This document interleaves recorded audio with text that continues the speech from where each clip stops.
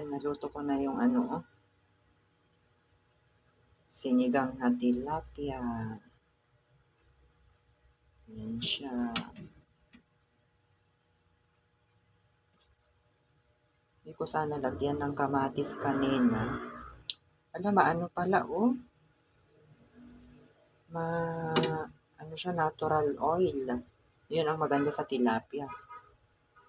Kasi natural oil niya yan, oh.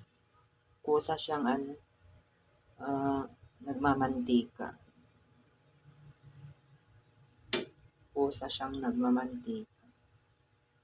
Ayan, ulo ng tilapia. Oh. Tsaka yung pinangpaasim ko ay yung yung bunga ng sampalok. Yun yung pinangpaasim ko para natural yung ano. Tapos ito dalawang